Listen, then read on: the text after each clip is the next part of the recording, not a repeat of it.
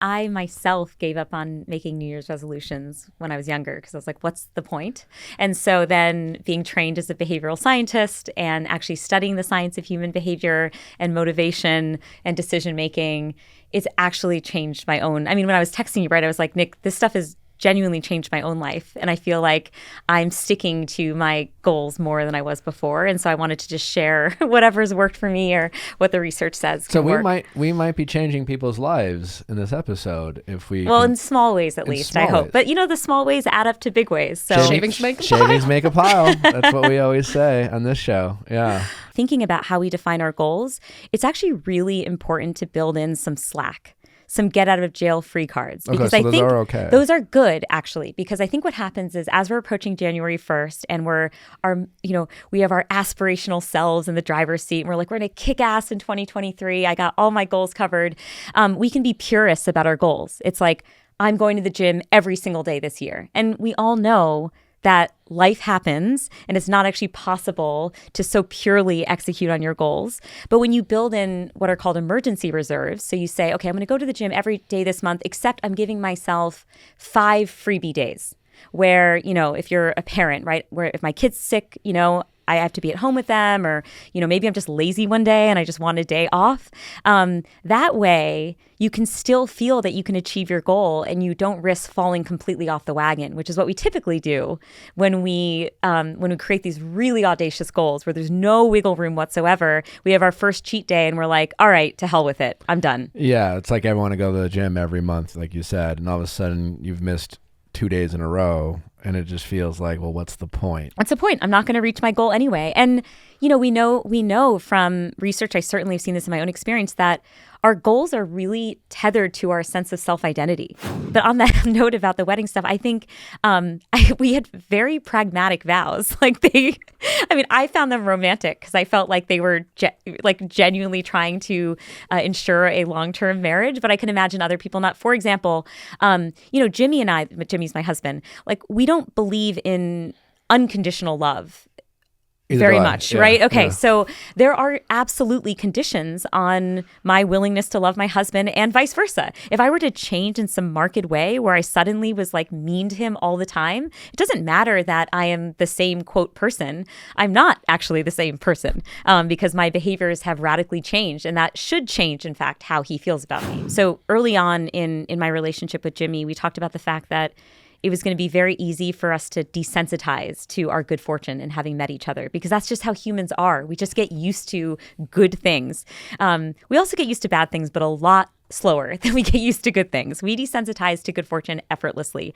And so we implemented at the beginning of our relationship a gratitude exercise where at the end of every day, we just shared a moment that we were so happy to have shared with the other person, or something that we really liked or loved about the other person, because we wanted to stave off that desensitization process, I guess, and make it so that we were constantly reminded of our luck. So how do we stop ourselves from falling trap to setting goals that maybe even deep down we don't really have a passion for, but we like the idea of us accomplishing that goal? Yeah, I was reading a behavior change book the other day, and it was talking about how important it is to tolerate boredom when it comes to pursuits. So we think a lot about you have to get motivated and amped up if you want to achieve this goal. But actually, a large part of what it takes to become, say, an endurance athlete or an amazing singer-songwriter is just doing that gritty practice all day, every day. The rule of 10,000 hours kind of thing. And yeah, though, I know Malcolm Gladwell runs the production company where I create a slight change of plans, but the 10,000 hour rule is up for debate. But deliberate practice is very important, very intentional, focused practice. And so what I've realized is that grit does not transfer across domains. At least it hasn't in my life. So when I was a violinist, I was gritty as all hell. I would be like a 12-year-old in a practice room for hours. I would practice 5 hours a day in the summer. When I got to my postdoc and I was studying cognitive neuroscience and I was putting people in brain scanners, could not do it, did not have grit. Hated it, wanted out from my windowless lab. And then with podcasting, again, I find that I'm willing to do a lot of the boring, gritty stuff because I love it enough. Sure. So you have to pressure test these goals you have to make sure that you're willing to to tolerate the boredom, that's going to constitute a sizable part of the goal pursuit. The goal is to like get away from like this the staleness of the relationship. Yeah. But they are together. They don't feel like they're doing anything new. Mm-hmm. You know, how could you recommend like new behaviors that might entice them to make it easier to accomplish this goal of like that freshness. Yeah, that freshness or going out of the way to, these, date night ideas or whatever it is.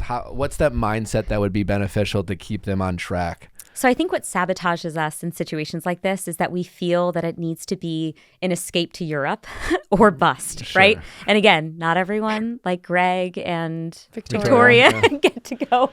Who do seem to escape to Europe quite a bit. They were quite often. Were they in Rome or something? I can't remember what city they were in. London and Paris. Okay, for holidays, so some people among us get to do really fancy pants things. But for the rest of us, it's like, okay, we've got our jobs and we have like, let's say a dog at home, and then we're limited in our ability to do that. Really small novel experiences can go a long way.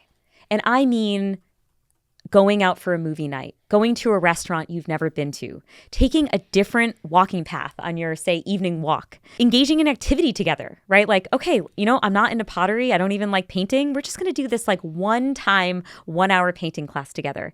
As long as there's novelty, it helps break us from, again, any patterns that we have in our day-to-day relationships. And it also helps see new aspects of the person that we're with, right? So I might see a part of my husband emerge in a pottery class that, and this guy does not like pottery, by the way, like he's not super into artsy stuff, but there might be some aspect of his personality that I've never tapped into because we've never been in an environment like that. So I almost feel like the smaller the budget, the better, because then it's a more sustainable commitment. Final thoughts around new habits, new behaviors as for people who want to obtain some of these new goals for the new year. Okay, so there's one that I learned from a friend of mine, Katie Milkman. She's a professor of behavioral science, and it's called temptation bundling. And all this requires is pairing an undesirable activity with a desirable activity. So folding laundry would be an undesirable activity, or for some people, working out would be undesirable, or, walking in the morning would be undesirable. You want to pair it with something that you find immediately rewarding. So that might be your favorite Netflix show. That might be a podcast that you're really excited to listen to.